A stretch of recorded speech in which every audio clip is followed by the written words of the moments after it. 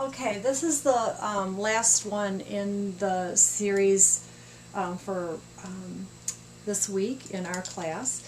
And I was just looking through chapter 22. That's what we're going to talk about now. And a lot of what is in this chapter we've already discussed in chapters 20 and 21. So if you haven't listened to chapters 20 and 21, you might want to go back and listen to them, because I don't want to be redundant and repeat myself for people that have watched that other stuff.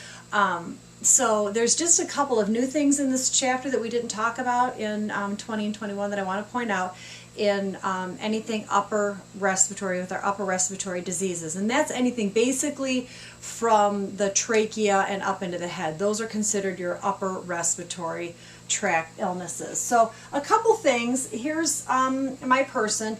These outline, this is the sinuses, and it connects with the nares. And this is why if a patient gets rhinitis in here, like a little inflammation, typically those are viral. Your common cold is almost always viral, which is why we don't put patients on antibiotics for that. But it can, you can see it can track right up into the sinuses. That's why that is such a common for rhinitis to become rhinosinusitis. And then this also drips back down, meets up with the oral cavity, and then back down into the upper airways. The upper airways is sterile, so once you start getting foreign objects in there, that's when you can start introducing bacteria and stuff and developing bronchitis and things like that. Another thing to point out is when your patient has rhinitis, that's your common cold, and you know the nares, the passages in here get inflamed, increases secretions, and a lot of times what happens is the secretions then start going from, like normally you blow your nose, you try to expectorate the mucus into a Kleenex and throw it away, but sometimes, and especially this happens at night when your patient's laying down and their mouth opens up, some of these secretions will come down this way and cause irritation to the back of the throat, and that's why your patient gets sore throat a lot of times, and it's called post-nasal drip, because even though it's just a rhinitis that has some inflammation secretions, it's coming down the back of the throat, and that irritates the back of the throat. You do need to then figure out, does my patient also have a pharyngitis? Pharyngitis is basically, it's another word, that's the medical term for a sore throat. So your patient can also develop some bacteria and inflammation in the back of the throat, and it will typically present with red tonsils, red back of the throat, and your patient will complain of a sore throat. If your patient doesn't have other symptoms like coughing and fever and stuff, again, it's probably just viral, and you want to treat symptoms with rest, fluids, Tylenol for the pain, that kind of stuff. Once your patient they come in for a pharyngitis, and you assess the back of their throat and see that it's red and swollen, if your patient's also developing a fever, general malaise, sometimes they'll develop white spots, not always, it's very important to swab the back of that throat and send it off to see if it has streptococcus bacilli growing on there, aka strep throat. The reason is, if it is strep throat, that's a bacteria, and that needs to be treated with an antibiotic. So you do need to differentiate in your patient who has a pharyngitis. Do I just have a pharyngitis, a little viral throat thing going on, or do I have strep throat? If the patient has strep throat, which is caused usually by the streptococcus bacteria, if you don't treat that with antibiotic, that can lead into a heart condition that we're going to talk about later. And that's the problem, is you need to prevent that, because you don't also want the patient to go untreated. Strep throat can lead to rheumatic fever and then rheumatic heart disease. So it's really important to figure that out. And the strep culture is super easy. You just swab it with a long sterile Q-tip and send it off. And if there's strep there, you put your patient on antibiotics. Usually not a big deal. But you need to follow up. And if it comes back negative, then you just treat symptoms, and the patient doesn't need to be on antibiotics. So that's a little bit of an important and fairly common thing that you're going to encounter in a lot of patients. The other thing I wanted to point out is something called epistaxis. This is the fancy word for a nosebleed.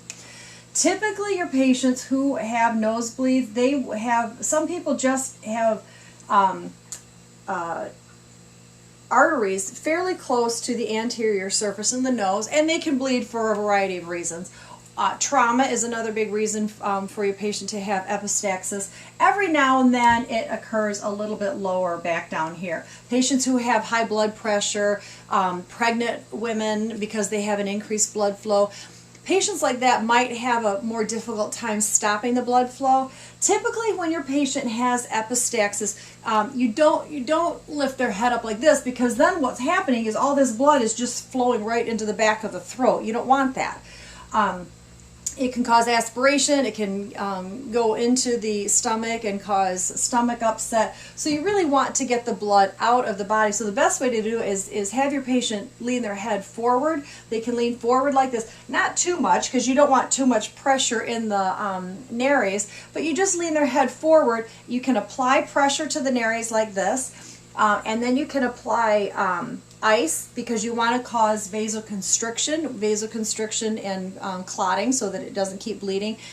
In some patients who may have been on blood thinners, maybe if they've had some significant trauma, then the next step after, like if it's not stopping after 5 or 10 minutes, then you can pack the nose, and the easiest way to do this is just put like a cotton tampon in there. If you don't have a tampon, you can roll up a Kleenex or something like that. You do have to be careful if it's a trauma, because you also want to make sure that none of the bone structures have ruptured the membranes going into the cerebrospinal fluid. So you do need to be a little bit careful about that. But if it's just a common epistaxis situation, a cotton tampon is great.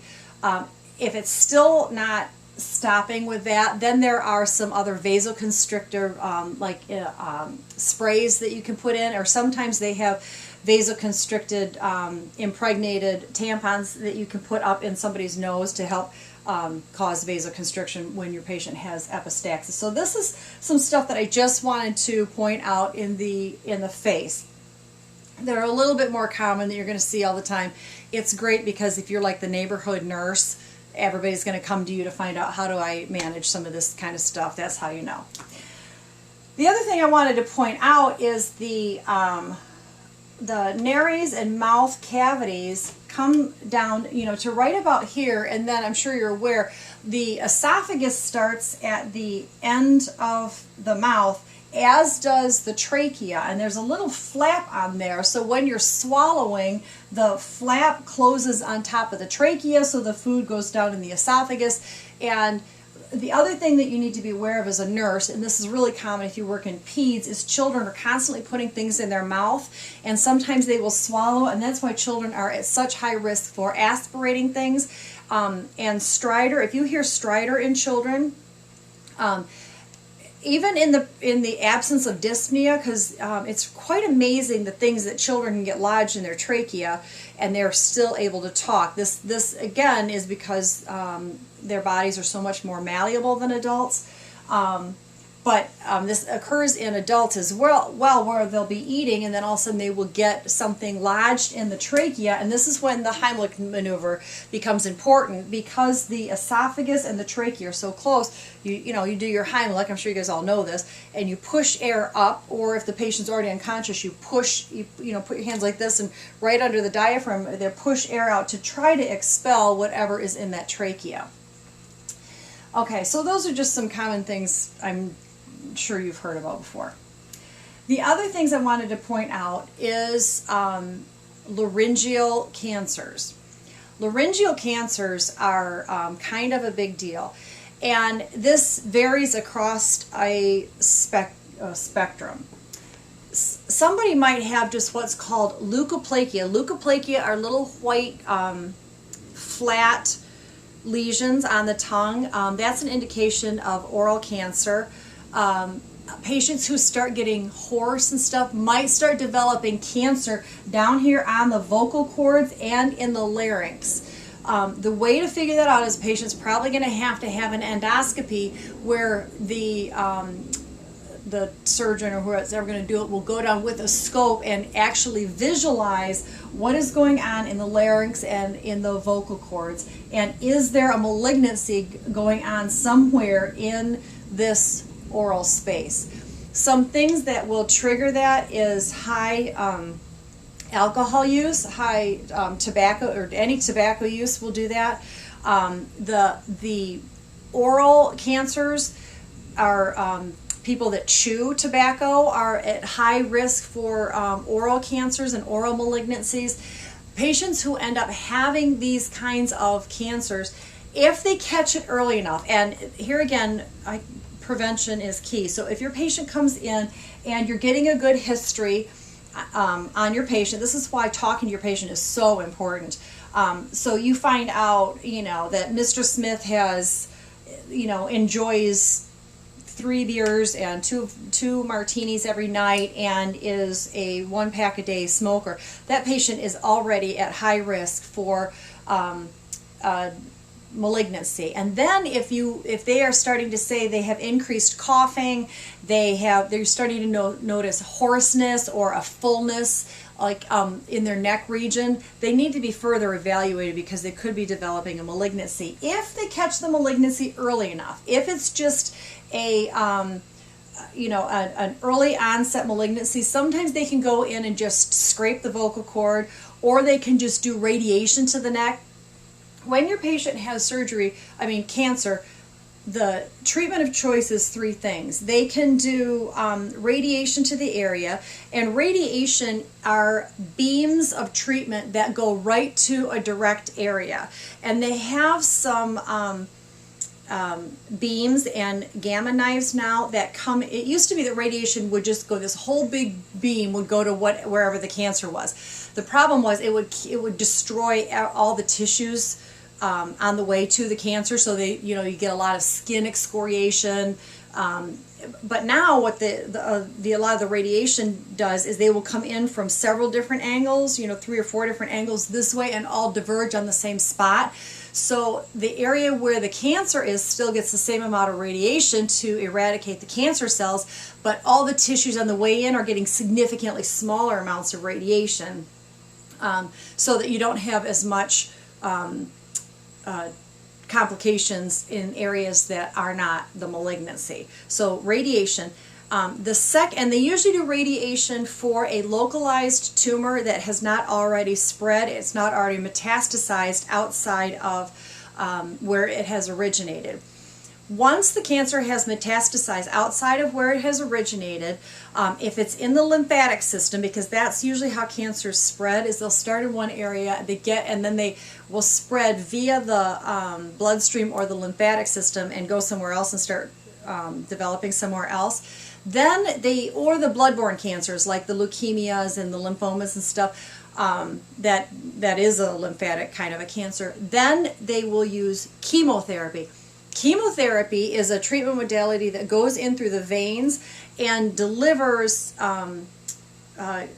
chemo drugs, like cancer toxic drugs. Cancer toxic drugs typically destroy any fast growing cells. Most cancers are fast growing. If you have a slow growing cancer, like some of the lymphomas and some of the leukemias are very, very slow growing, they wouldn't do chemotherapy because chemotherapy destroys fast growing cells. So that's why somebody who is on a chemotherapy will also lose their hair, their nail beds. They have a lot of GI upset. They've got a lot of diarrhea because all of those areas are very fast growing, fast turning over cells. The third way to treat a malignancy is surgery. And surgery, if they can, they will just go in and cut the thing out and take it out. Sometimes you don't even need chemotherapy or radiation if they can get what's called clean margins, meaning all the way around that tumor.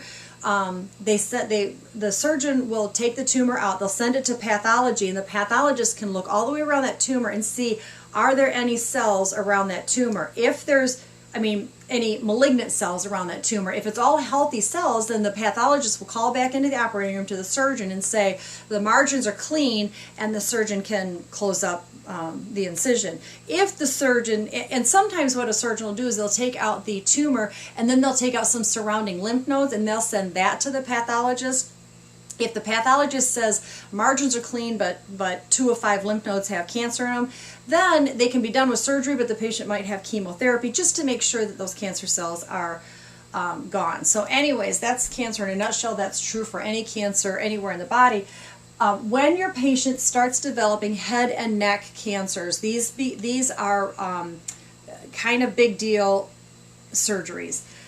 Because what they do oftentimes is they have to do a radical neck dissection for like the mouth, head and neck cancers.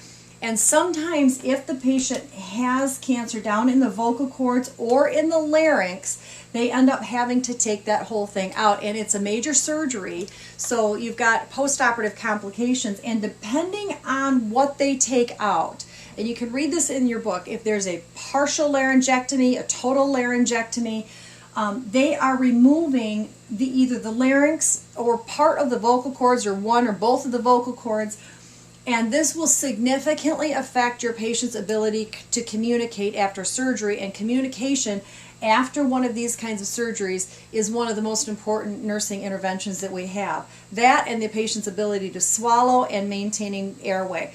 Especially in the early postoperative phase, if you go in and if they do a total laryngectomy, remove the entire larynx, your patient will never again be able to speak normally, because when a person speaks, you expel air through the trachea, through the vocal cords, and then through the larynx, and that's what produces sound. Well, if you don't have a larynx, you can't produce sound.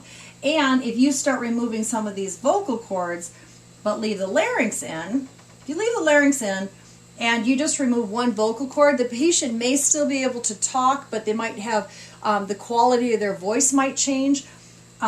So communication and speaking becomes a very important issue when your patient is going for laryngectomies, total laryngectomies, partial laryngectomies.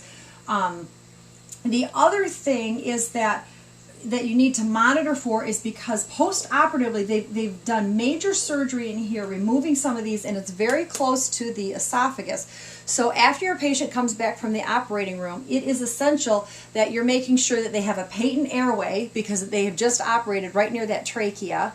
So humidified air is important for that patient to have. You need to keep them up in a high Fowler's position so that gravity pulls the inflammation down. You keep them on anti-inflammatories, good pain control, and it's usually important to get swallow studies, and you make sure that that patient can actually swallow because of the close proximity of that esophagus and the trachea. It's very common after surgery, if somebody's swallowing, to easily get that into the trachea. So typically speech therapy comes up and does swallowing studies on the patient.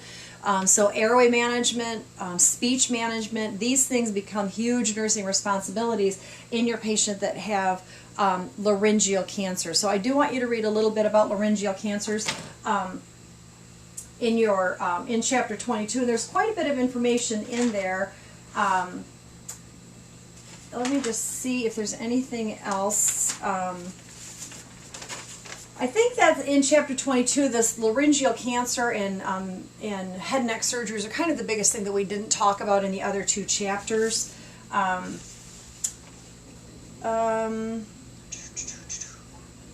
This can, depending on the severity of the laryngeal malignancy, this tends to have a little bit of a higher mortality rate. These are kind of significant cancers that do require extensive therapy. And like I was telling you, chemotherapy, radiation therapies, things like that. Here's another thing. Sometimes your patient can develop what's called a peritonsillar. Now this is your tongue. This is your glottis and tonsils back here. You've got these tonsils. If you look at the back of your throat, unless you've had them removed, a tonsillectomy, your tonsils sit back here, and they kind of help filter adverse things that you don't want. They help filter some bacteria and stuff like that. But sometimes they're just hyperactive and they're constantly developing tonsillitis. So in little kids sometimes that have a lot of tonsillitis and ear infections, they'll just do a tonsillectomy, and patients don't really have their tonsils. There's not a lot of studies that show that you really need that as an adult. But if your patient is developing a peritonsillar abscess, and this can develop because they might have like a sore back here. They could have, food can sometimes get lodged in those tonsils, and it can cause a little sore. If the sore then becomes abscessed, that kind of is a big deal, and it needs to be intervened fairly quickly, because peritonsillar abscesses, if they start inflaming, which any boo-boo starts getting inflamed, that's what our bodies do. The problem is right in the back of the throat. So if somebody comes and they start talking like this, like, oh, my throat is really, really sore, and you look back there and there's a big lump and big red thing, that really needs to be evaluated very quickly, because it can cut off the airway if your patient has a peritonsillar abscess. Sometimes the abscesses, you can just drain them, put a little incision in it and drain out the infection. But it depends on how severe and how quickly. Typically, if an anomaly or some kind of a problem comes on very quickly, it's much worse than if it comes on insidiously, if it comes on very kind of sneaks up on you. A sneaking up kind of a thing, your body can accommodate it much quicker than an acute sudden attack. So anyways, peritonsillar abscess, you do need to be careful of that with airway obstruction, and any time following like a tonsillectomy or something, airway becomes very important in any patient who has a head and neck issue like this. Sleep apnea I already told you about. We talked about epistaxis, laryngeal cancers. Laryngeal cancers, if they do a total laryngectomy where the patient can't breathe, sometimes they also have a permanent trach in. They do have some devices. It's almost like a little, like a vibrating machine. It sounds very mechanical, but it allows the patient to talk. They carry like this little thing. They hold it up, and it's like a microphone that detects sound, and they kind of sound like a robot talking, but at least that's one way that they can communicate. Because patients need to know that they're going to be able to some way communicate. Some of them can just carry around a little whiteboard or write with a little whiteboard. Nutrition becomes really important. I can't underestimate how important good nutrition is, especially in your patients who have cancers and going through surgeries. It is essential that they have good protein, because protein will build up albumin. Albumin is a great oncotic pressure, so it helps reduce inflammation, it helps keep skin intact. So really good nutrition is very important in any of your patients who are having surgery, especially your cancer patients. But in these patients, it's a little bit tricky, because you also have to make sure that they're able to swallow. So, you might have to have TP and lipids for a while until you can ensure that they're able to swallow. If your patient is swallowing things and then coughing a lot, that's an indication that you might have a swallowing problem. And you need to have that evaluated, because you don't want somebody dumping fluid into their lungs. One way that the speech therapists sometimes do this is they will give the patient something like grape juice or colored juice or something like that. Have the patient drink it, and then if the patient starts coughing and that stuff comes back up with the same color they just drank, then you're pretty sure that that patient is aspirating whatever they're swallowing, and you're going to need to do some interventions, sometimes just some therapy to strengthen those muscles, and other times it could be something more permanent, like like a peg tube or something, if they're unable to swallow without aspirating, because then that just leads to pneumonia and all kinds of other issues. So I told you about, here's the other thing. So radiation, so let's say that your patient has laryngeal cancer and they're getting radiation. I told you the beams of that can cause some excoriation, some skin breakdown. So a huge nursing component is to make sure that the skin around that trachea is intact, that you're doing good dressing changes, that you're assessing for redness, inflammation, and you never put lotions and things on any kind of an open wound. Usually just warm soapy water, pat it dry, leave it open to air. That's typically the best. If you ever see an NCLEX question that says put lotion or Vaseline on it, unless it says a prescription, that's not the right answer. Because typically a lot of those lotions, especially around an incision or excoriated area, will just increase the bacteria in that area. So we don't put lotions on it unless it's a specific kind of lotion that the physician or healthcare provider has ordered. And sometimes if the patient now can't breathe normally, because your nose, when you breathe in through your nose, it adds a lot of moisture to the air that's coming in. So by the time that it hits your throat and lungs, it's nice humidified air. Sometimes if you bypass all that and you have a trach, you're bypassing all that, and the air coming in is very drying. So sometimes you need to put humidified air on there, just some distilled water. So as the patient is breathing, they're getting some mist in so that the air is humidified. Okay, I told you about nasal fractures. You do need to be careful. I told you about nasal fractures with the cerebrospinal fluid. If your patient has a nasal fracture and they're not dripping blood anymore, but they're getting a clear fluid coming out of their nose, that's scary. You need to assess that for that it's cerebrospinal fluid, because if it is cerebrospinal fluid, you need to let somebody know, because there then is communication with the outside structures and the cerebrospinal fluid, and that can lead to a lot of bacteria into the neurospace, and now you're going to have like a meningitis or an abscess or something that, or a cerebrospinal leak, and that needs to be addressed.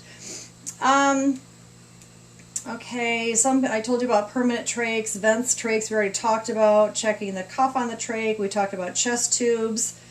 In the last time around, you shouldn't have bubbles. Your chest tubes in a closed system shouldn't have bubbles. With the ones that could mean that there's an air leak in it. So in your chest tube, you need to assess that. We talked about postural drainage. I think I told you everything.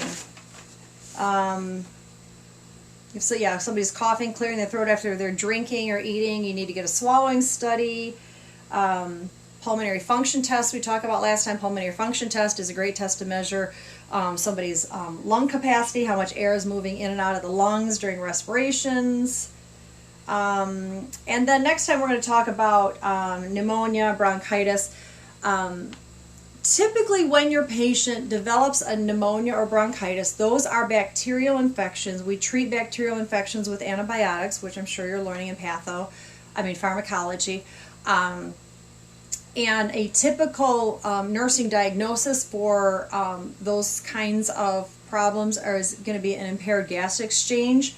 A nursing diagnosis for this would be, alteration in airway, risk for airway compromise, things like that.